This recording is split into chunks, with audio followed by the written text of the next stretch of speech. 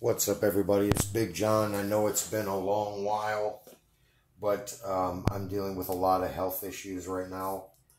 But a lot of people aren't offering quick presses anymore.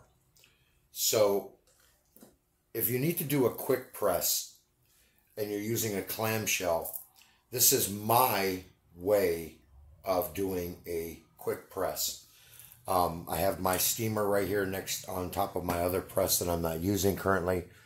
And right now, I'm going to be doing an X-Men number 4 First Omega Red newsstand. I've done my boards, shiny side down in the cover, in the back cover, and then shiny side up in the middle. So I'm going to be quick pressing this book. My temperatures and times don't change. So I'm still doing it at 550 seconds at 164 degrees. So what I'm going to do is I'm going to prep this and get it ready to go ahead and press a quick press. We'll move the camera back a little bit here.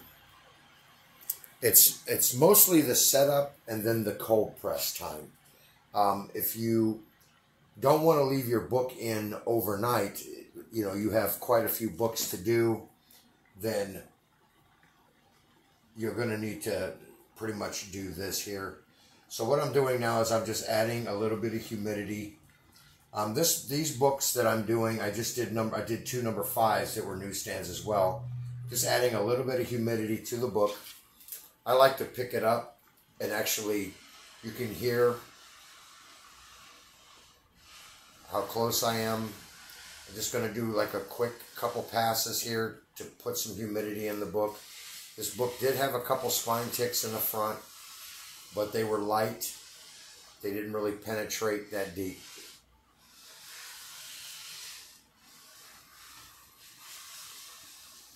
It seems like a lot, but it really isn't. Okay, so now we've prepped our book. Now we're going to come over here. I have a backing board, shiny side up, metal plate, backing board, shiny side up, and then a non-stick sheet above that, parchment paper.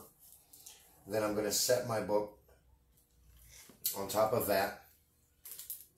And then what I'm going to do now is I'm going to take another piece of parchment and I'm going to put it on top of the book. Now, to ensure that I get a flat book every time, I do the same thing. I take another board, shiny side down, and I start from the back, and I push it down firmly and pull it forward until it covers the book. And then I hold and then let go, so that way there's no movement. Then I place another sheet on top of that. And then my metal plate on top of that. Now the bottom plate is already warm because I've just pressed 2 other books. So I got my plate there and then another sheet on top of that. Then I'm going to just lower this just a little and then I'm going to drop the hammer. Now I'm going to let that run for its full time. Then what I'm going to do is you'll be able to see here, move these books out of the way, you can't see that.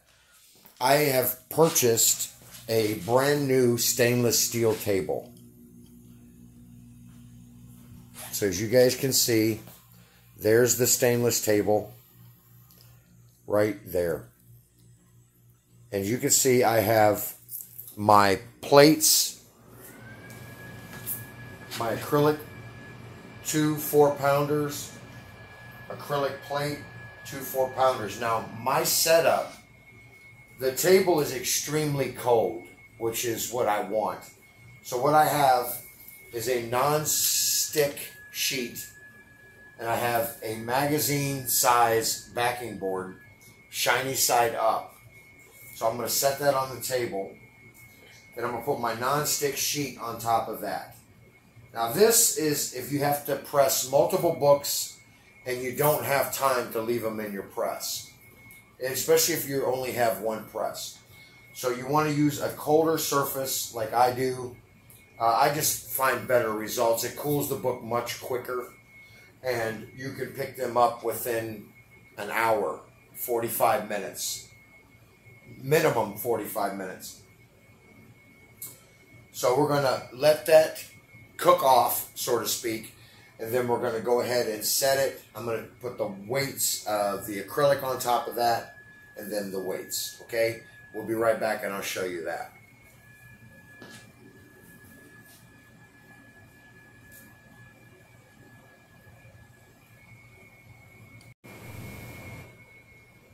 Okay guys, the pressing is done. That was a quick 550 seconds. So now we got our X-Men number 4 newsstand. You can see it's, you know, got the bends. So now we're going to make sure that we lay it flat on our sheet here.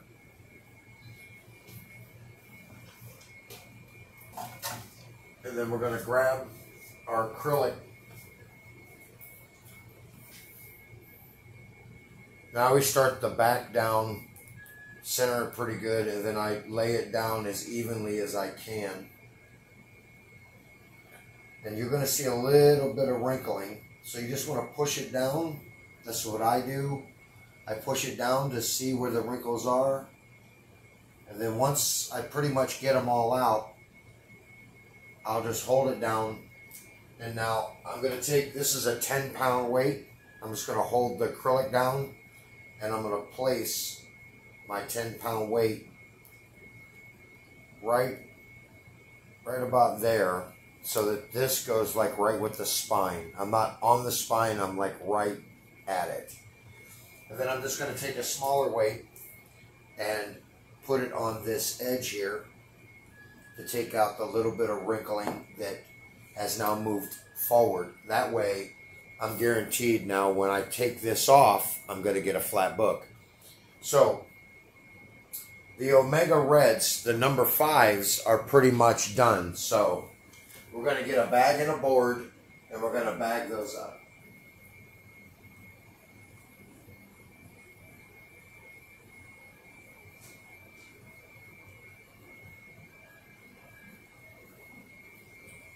And I have started using 2mm Mylar sleeves, and of course everyone knows I custom cut my own boards. This one has only been on for about 15 minutes, so we're going to leave this one alone. This one here has been on for just over an hour. So I'm going to go ahead and remove these. Now I use the neoprene weights because they don't move. So I peel them off because the neoprene sticks to the acrylic a little bit. So then I'm just going to pull this, and I'm going to pull from the spine forward to the open side of the book. And now we're going to show you that this book is now perfectly flat. It's not crushed. I don't crush my books. It's nice and flat. It's got good gloss. And it came out really, really good.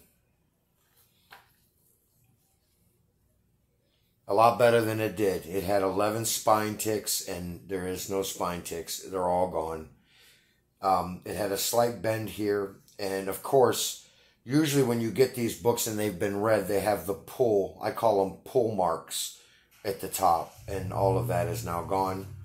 So now we're just going to hold it about in the middle. We're going to give it that nice little turn so we don't do anything to the spine. Insert open side first. Go ahead and gently, push it in. And then I'm going to bang it down. And there we have the X-Men number 5, first cover appearance of Omega Red, and in a newsstand. For some reason, this book's on the top 10 list, and I can't figure it out. So maybe you guys can let me know in the comments. Off camera, I will check if that slight little bend there made a mark on the back, and if it did, I'll just repress it out. This has been Big John, and I'm sorry for the delay, but I'm back. So for Omega Red Wolverine, this is Big John with the Comic Book Underground, and you guessed it, I'm out.